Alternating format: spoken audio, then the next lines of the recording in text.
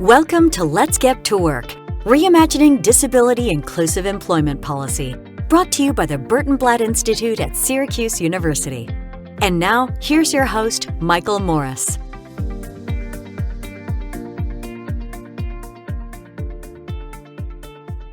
Welcome. I am so pleased to be here with all of you again. This is the podcast series, Let's Get to Work, Reimagining Disability Inclusive Employment Policy. For too long, working age adults with disabilities and youth with disabilities have remained outside the workforce. Policymakers, employers, people in the disability community all have been puzzling and trying to solve and pose new solutions. Today, I'm so pleased to bring our guest, Debra Ruh, in front of you. Debra is a dear friend, a global disability inclusion strategist. She is a futurist. She's an innovator. She's a published author who has really shared insights from her experiences working in the banking and financial industries, but working with employers across market sectors. Debra, I'm so pleased that you're able to share some time with us today.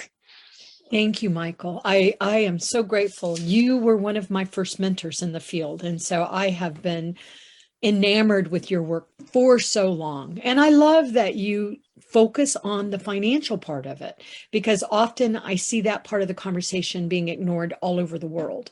So I want to thank you, Michael, and NDI for everything you've done to try to help us solve some of these major financial issues that are holding back our community. So thanks for having me.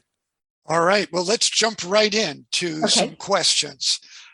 Burton Blatt Institute, which, as you know, I've worked with at Syracuse University for quite a number of years. Last year, in collaboration with researchers at Rutgers and Harvard universities, were funded for a new center to study disability inclusive employment policy. What does disability inclusive employment policy mean to you? And why is it important to employers, to people with disabilities, and the economy? First of all, I think a mistake that we continue to make as society is that we need to look at these issues from the entire geo footprint. So I'm often working with major global brands that are in the United States or maybe in the UK, but they have offices all over the world. They have employees all over the world. So I think, first of all, we have to remember that we need to include everyone no matter where they live. I mean, I'm blessed to live in the United States, as are you, Michael, but we need to be looking at these policies across the entire organization, across your entire geo footprint. One of the major barriers many individuals with disabilities talk about is how the federal disability insurance system discourages employment. Do you have recommendations for policy change that would increase motivation for people with disabilities to want to enter to the workforce, to save, to earn more money, to advance in a career?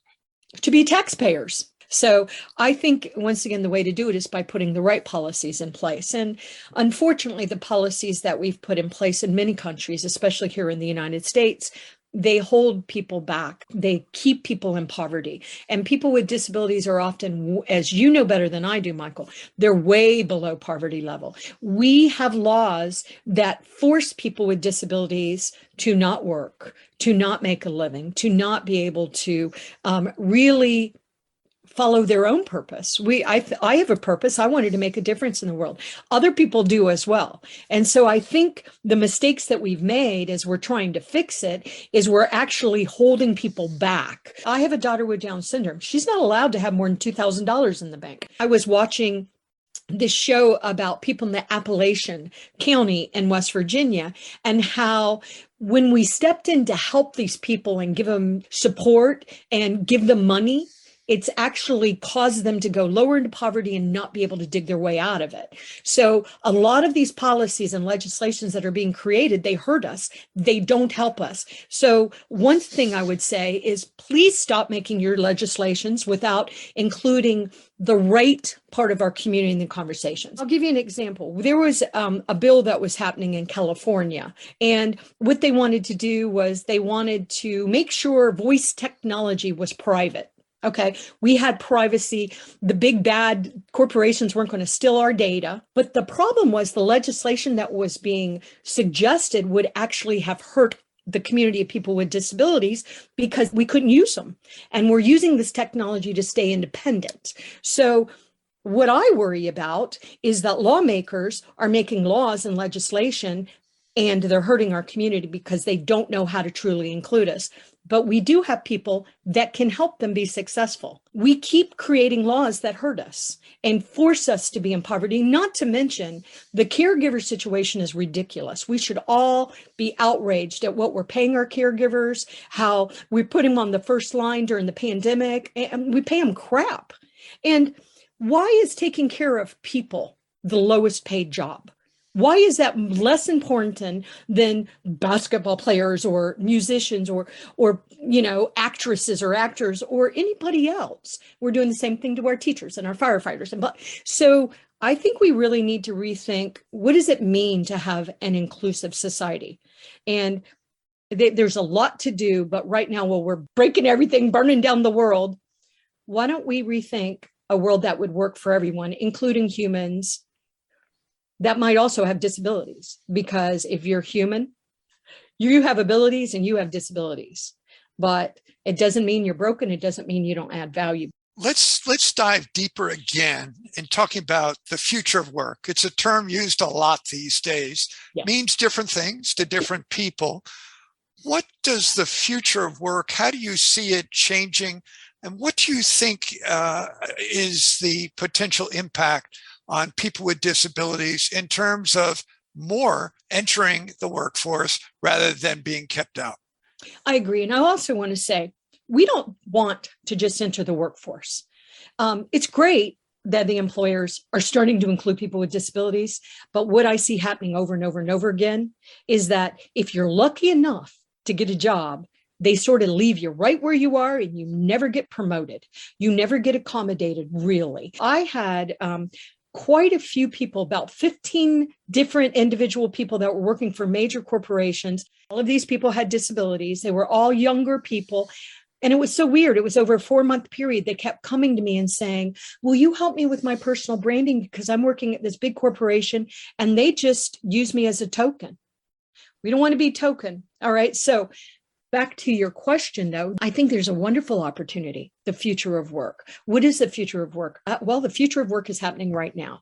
We have the great resignation going on right now. 6 months ago, there was surveys done and Americans were asked, will you be working for your employer in a year from now? And 40% of the workforce said, no, I won't. And the younger generations are saying, I don't want to work for the bad corporations. If you're bad players, you're doing something that's hurting our planet, our world, you're not being inclusive, you're hurting women. The young people don't want to work for you. So what's happening is this is also a beautiful opportunity for people with disabilities. We have 500 major multinational corporations that have committed at the World Economic Forum level to include people with disabilities at the CEO level. Okay, well, what does that mean? And how do we help them do it? How do we help them be accountable? So I think there's a lot of opportunities with future of work, but I think also, we've created billion-strong.org to focus on identity and pride.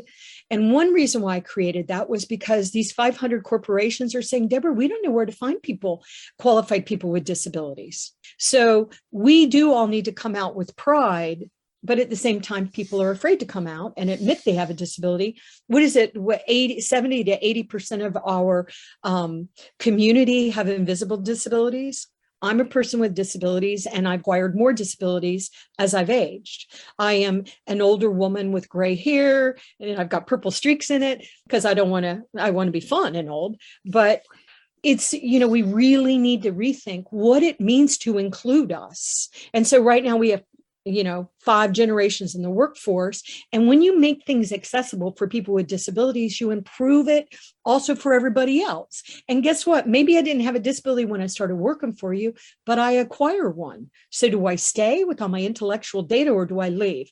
Let's make sure all humans can participate and work and understand just because a person has a disability, it is not a disadvantage, it's actually an advantage. Because if I can't use my eyes and I've still figured out how to navigate this inaccessible world, I'm a problem solver. I'm creative and I'm innovative. So come and hire me, but don't just stick me in a position where I can never grow and I can never really contribute. If there are tokenisms, we don't want your tokenism jobs. We want real jobs with real futures. That's what the future work is. Can we include all humans in the future of work so we can all participate? Wonderful insights and perspective. You're an author. You've written several books. The one I really want to focus in on is the book titled Tapping into Hidden Human Capital: How Leading Global Companies Improve Their Bottom Line by Employing Persons with Disabilities. Yes, and that was my second book. And the reason why I wrote it, I wanted to write it from a global perspective, because once again, I think sometimes in this beautiful country, the United States, we forget there's anybody outside our borders, but there are. But I also wanted to catch corporations, and the book is more written about corporations, but I wanted to sort of catch them doing something positive for our community. And so I reminded them that including people with disabilities, how do we do it? We talk about when you have the goals from your government, we talked about a lot of things, but it was more about understanding this is not that hard. It's not hard to include our community. Everybody thinks it is, but it's not. And I remember one time I invited a group of corporations to speak at a Down syndrome conference. And they were like, oh, but what happens if they ask us if we're hiring? I said, are you hiring? And they're like, well, yeah, we are. I mean, we got positions. I said, well, you say, yes, we are hiring. Please go and look at our positions. Now, our expectations is you are hiring fairly. You're hiring qualified. You've looked at your job descriptions and they make any sense. They're not the job descriptions created 20 years ago, right? Yeah, most of them are. So do your job descriptions make any sense? So it's just interesting as we really are rethinking everything.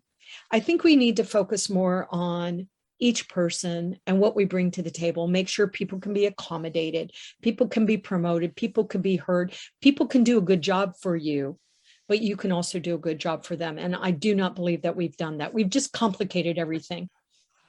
You and I have lived through the past 30 years of impact of the Americans with Disabilities Act. I know when the law was passed, so many of us in the disability community thought this will bring major change. People with disabilities in record numbers will become employed. Unfortunately, it hasn't worked out that way.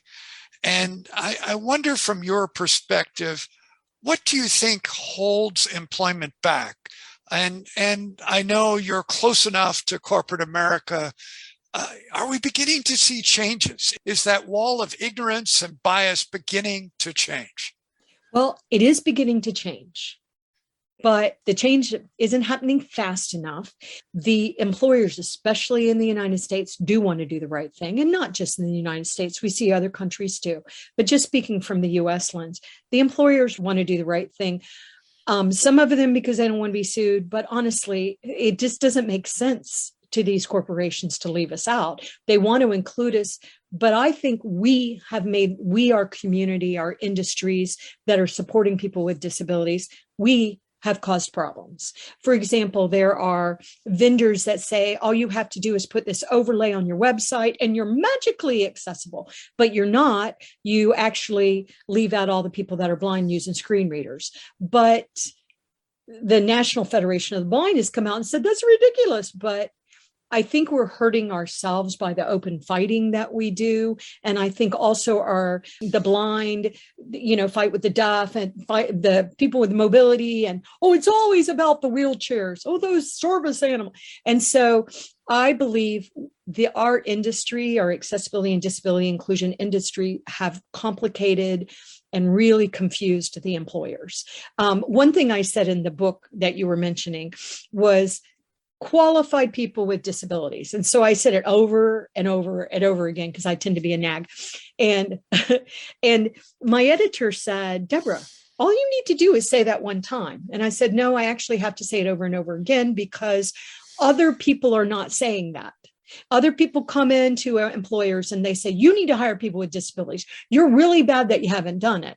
But the reality is many of us will not identify. So have we so missed the mark with the ADA, or are more people with disabilities actually employed, but we don't tell and we don't disclose? And I also want to say, Americans, we should be proud of our ADA. We should be so proud of it, because even though we haven't gotten everything that we hope to get out of it, we have changed the world because of it. Because of our Americans with Disability Act, we have the Convention on the Rights of Persons with Disabilities, which was modeled after that.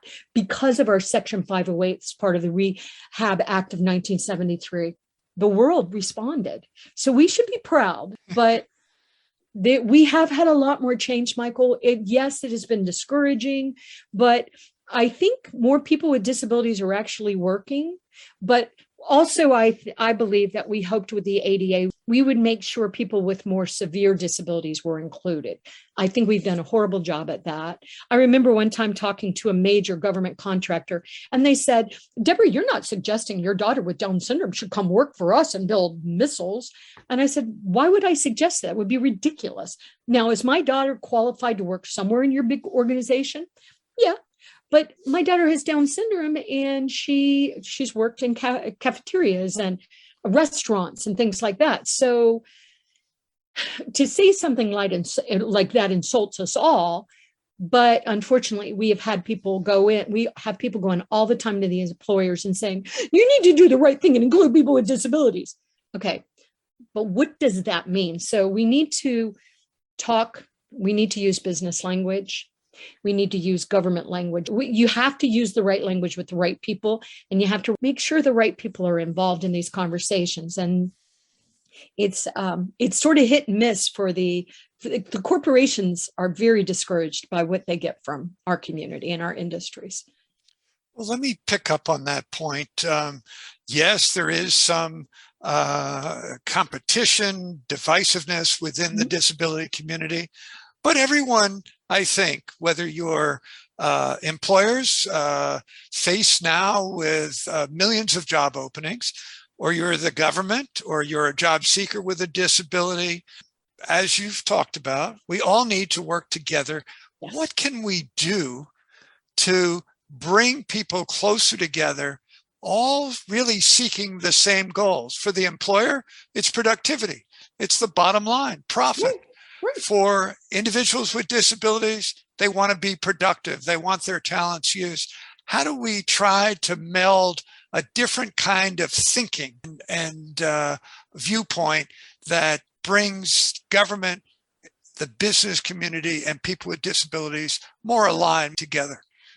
Well, I think, first of all, we stop infighting, and we, whenever we have progress, for example, the valuable 500, I believe there's over 90 of those 500 that are US based. Well, 500 CEOs have committed to include us, but what does that mean? And how do we make sure that we give them policies that will actually not hurt us in the future? It's the same thing with the legislation, but I think we have to be more deliberate about working together, helping each other. With the Billion Strong, billion-strong.org, I have Ruh Global Impact, which is a for-profit social enterprise. We are a consulting firm, but Billion Strong has been created for us all to come together, share what we're doing. Because speaking from the corporations, I don't hear that as much from governments or others, but they just don't know where to find us.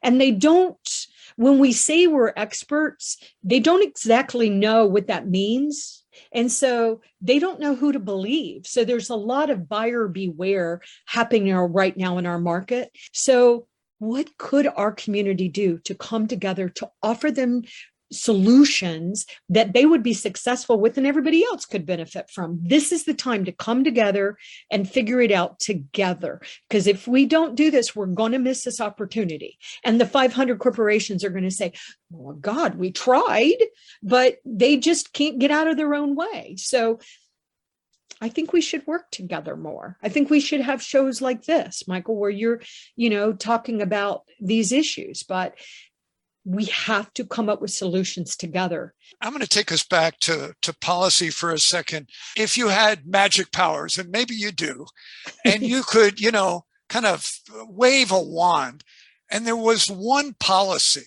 you wanted to change that stands as a barrier to people with disabilities who really do want to work. Right. Do want careers, do want to earn more money, be a part of the economy. Mm-hmm. Can you think, and I know we did talk about Social Security, that's got some major problems. You got to prove you can't work to be able to have benefits.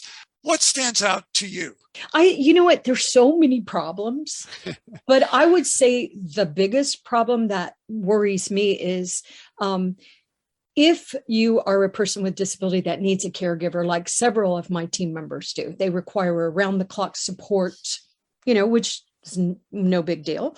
But if they make over a certain amount of money, those services are taken away and they have to pay for them out of pocket. And what's happened is the United States government is a very big buyer, so they get discounted prices. As an individual, you're going to pay at least double. So we see people with disabilities, more severe disabilities, having to pay $100,000 to $200,000 a year for their caregivers just so they can work. So I think first what we need to do is we need to change the policies of what it means to work and to be able to work. And it's like, why are you discouraging me from working? And, we're spending so much money on disability here in the United States, but it doesn't always make it to the individuals in the community. So I think we've got to figure out this caregiving situation, because that's stopping a lot of very talented people from being able to enter the market, or they're working for nothing. I think of Dr. Lamondre Pugh, who's the CEO of Billion Strong. I just can't believe what he's had to walk through. It's horrible. So I don't know how we move forward truly with our community. If we really want everyone to be included that wants to be included, if we don't fix these broken policies that prevent us from coming in, the employers don't have magic wands that can solve these problems. But think about big corporations, and you've talked to so many of them at the highest level. What do you think is the research question that they really would like more evidence, more answers to, that would improve their state of mind, their thinking and their behavior, that, yes, I want an inclusive workforce, and I just want to be sure that you can answer this question. Is it still the question of, oh, those accommodations, they're too costly? Or is it a question of, I don't know where to find the people, as you said?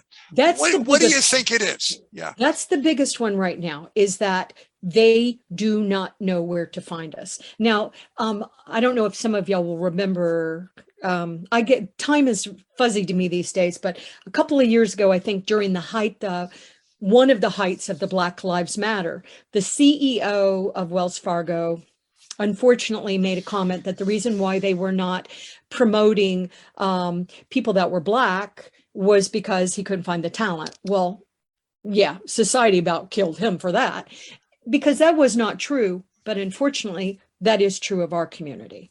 And so they say to me all the time, Debra, we don't know where to find you. You won't identify. So there's some interesting things happening in the background. LinkedIn is playing with some stuff. Could we say that we had lived experiences, but only the recruiters could? So we're trying to figure out how we could solve that problem. But the reality is, at some point, we're going to all have to come out, enough of us, and be willing to admit that we have invisible disabilities and that we're stronger together. And so where the employers are really, really struggling, though, is there so many moving parts? So I always say, start with a roadmap, and there's multiple roadmaps that you could go for. But we also see corporations getting, like you said, confused about accommodations called adjustments in the UK, but still the same thing. They are confused about that, but that they're figuring out better because they're good at processes. They're more concerned about, we don't know where to find you. We don't know where to find qualified people with disabilities. That's their number one issue. And they're really scared about it. They can put policies in place, but they don't think that they can be successful if they can't find us. And so what's happening is most of the employees that they talk about are people like me that don't look like we have a disability because I'm neurodiverse. And they've been including neurodiverse people in their employment for a long time. They just had not been accommodating us. So it's all about identity, because if we've got to come out. I hope that we can come out with pride. Last question for you, and that is, again, you don't have a crystal ball, but looking ahead over the next 5 years, do you have a sense of optimism about the economic gains, the employment advancement to be made by people with disabilities? And let's leave it in the US. Let's focus on the US. All right. And I will say, yes, I'm very, very optimistic, because partially because of the system we have in the United States with our legal system. We have, the carrot and the stick approach. I'm optimistic because of efforts like the valuable 500, but I'm also optimistic because of the United Nations Sustainable Development Goals. And the 17th goal is, will everybody work together? Duh. Will you form partnerships? But of those 17, first of all, I would say all of them affect us, but 11 of those 17 really, really impact, including people with disabilities in a more way. So I think you're going to see a lot of barriers removed in the next 5 years. I really honestly believe that. But I think we have to sort of do it backwards. What I've seen is often we're invited late to the conversations, if at all. But what I want is the gigantic efforts that are being made all over the world. I want our community heavily engaged in those conversations. For example, I'm sorry, but a smart city is not smart. I don't care if you call it a smart city or not, if it's not inclusive, if it's not sustainable, and if it's not accessible to all of the citizens. And so I think the opportunity that I'm seeing, which I'm really excited about, we're being pulled into, we've had 7 major billion-dollar projects come to us about smart communities, smart cities, because they're starting to understand, once again, if you're not including everybody, including the aging people like me, that it's going to fail. And so that's why I'm really, really optimistic, because if we can be in the middle of those conversations, we're not going to be left out. I was asked to be an ambassador for a big group that is supporting NGOs, which are nonprofits that are trying to make a difference. And so they put out this beautiful website and portal and app. They were showcasing it for this really large group of leaders. And I looked at it, it was beautiful, wonderful, wow. And then they had asked if anybody had questions. I always have a question. So I asked, what do you think my question was, Michael? Is this accessible? Well, we didn't have the money. It was too much trouble. We're going to do it later. We didn't know how to do it. And so what I said to all of these leaders was, oh, good. As usual, my community, the community of people with disabilities, don't get included. We're an afterthought. Later, we'll include you. And this is UN stuff. So it's interesting, the comments that came back to me later, but I did resign as the ambassador for that organization, because if you don't include us, I'm not in. So I think we all have to be more braver about that as well. But also, Michael, I do want to say, I understand that when we're asking people with disabilities to identify, people will disenfranchise you. They will exclude you. They will. And so what we have to do is we have to protect each other. So I just want to admit that it is dangerous sometimes to admit that you have a disability. But enough of us got to keep saying the same thing. We're going to be included, include us. I'm proud to be who I am. I'm proud to be a woman that is I have a daughter with disabilities. My husband, who sadly just passed away, had a traumatic brain injury when he was 11 years old and died of dementia because of that traumatic brain injury. I myself have a disability. So is my whole family broken, or am I just a family like everybody else? So, yeah. Debra, thank you as always. Thank you for your optimism. Thank you for your insights. Always fun and enjoyable to share questions and a conversation with you. I think you've given our audience a lot to think about, lots of things that if you're an employer, can think about changes. If you're a person with a disability, think about changes in your own life and perspective. Thank you again, and just appreciate the time with you. Yeah, thank you, Michael. You've been listening to Let's Get to Work, Reimagining Disability Inclusive Employment Policy, brought to you by the Burton Blatt Institute at Syracuse University. Don't forget to subscribe to the podcast at Apple Podcasts, Google Podcasts, or wherever you listen to podcasts.